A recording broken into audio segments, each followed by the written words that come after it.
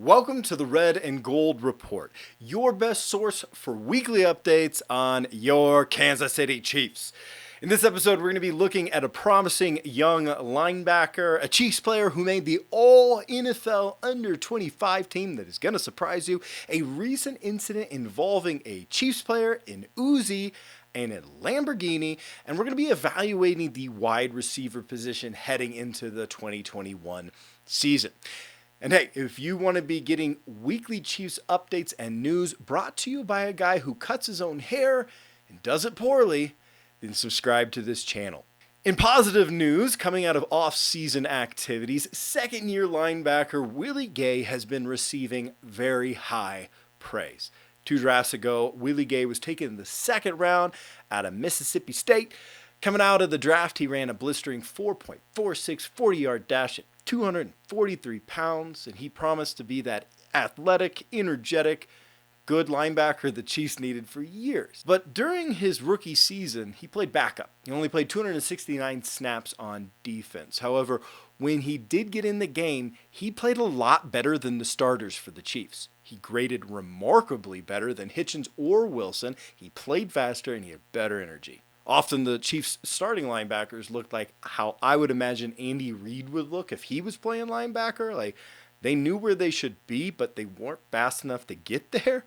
The only logical reason that Willie was not starting last season was that the coaches must not have felt comfortable with his grasp on the defense, which it makes sense because he was a rookie and it was a shortened off season last year with all the pandemic. So, I mean, it would be huge news if he could step into the starting lineup and improve one of our worst positions on the team. In not so good news, starting defensive end Frank Clark was recently pulled over in his Lamborghini during a routine traffic stop when the police officer happened to notice that there was just an Uzi gun sitting in an open duffel bag in the car.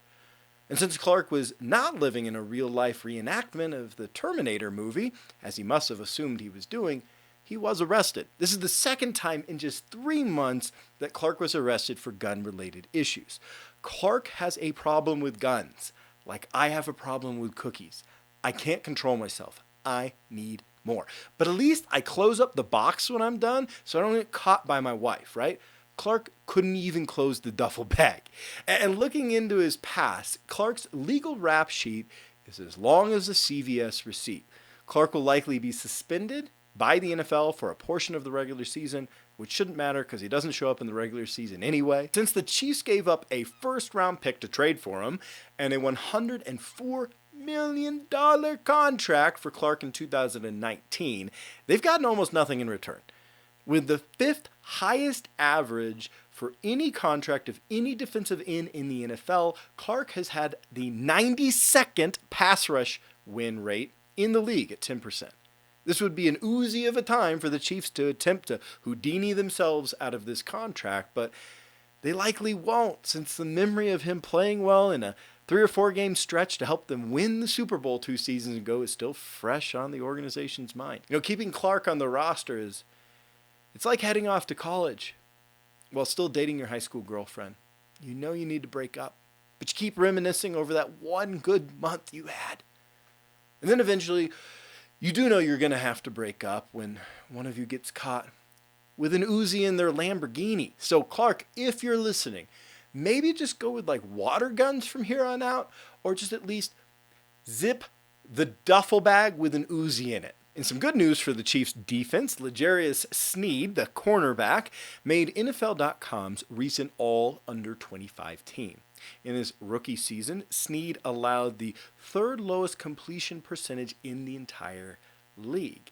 Sneed has the size at 6 foot, the speed at 4.37 40 that teams dream of. Good work, L'Jarius. With that news out of the way, we're going to start looking at one position group per week here in our weekly updates. So for every week for the next months, we're going to just be breaking down and grading what personnel the Chiefs have at every single position. This week, we're going to start with the wide receivers. Why? I felt like it. So the Chiefs' star wide receiver is, of course, Tyreek Hill. Hill is the league's best deep threat and a player whose presence forces defenses to play different on every single down. We all know that Tyreek is, he's just the best, right? He's the cheetah. But after Tyreek, Sammy Watkins had been manning that second receiver spot over the last 3 seasons in Kansas City. Many Chiefs fans were really lamenting his release earlier this offseason in a cap-saving move, but I think it was an awesome move for the Chiefs. Why? Well, we needed money for the offensive line, but also Watkins was no longer the Chiefs' second wide receiver anyway. Mecole Hardman had more catches and more receptions last season than Watkins. Hardman is also one of the fastest players in the NFL. He is undersized, but Hardman has all the potential he'll ever need to carve out a role as a top-flight slot receiver. It's a great move to give Hardman the second receiver spot to see if he's second contract material headed into his 3rd season. Currently next on the depth chart is Demarcus Robinson, who was brought back on a 1-year deal at near league minimum. Robinson really hasn't ever proved to be anything better than a 4th receiver, but he does know the system. However, who I'm way more excited by is Byron Pringle. Pringle contributed on both special teams and the passing game down the stretch last season. He's in phenomenal shape going into this season, and he nearly made that magical corner of the end zone reception in the Super Bowl. Heading further down the depth chart, the name that sticks out is Antonio Callaway. Callaway is a speedy wide receiver. He's only 24 years old. You might remember that he broke out with the Browns his rookie season in 2018, looking like this fantastic up-and-coming receiver.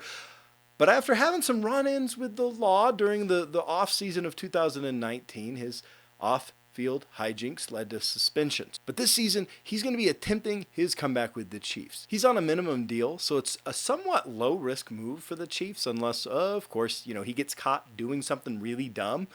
Just a hypothetical, like having an Uzi in a Lamborghini, for example. So all in all, I'm going to give the Chiefs receiving group a B+. We have 1 absolutely elite player in Hill, and then 3 intriguing but unproven players with a lot of upside in Hardman, Pringle, and Callaway. So there's your Chiefs news for the week. For more weekly updates on all the Chiefs news that you need, make sure to subscribe to the Red and Gold Report. Thanks for watching, and go Chiefs!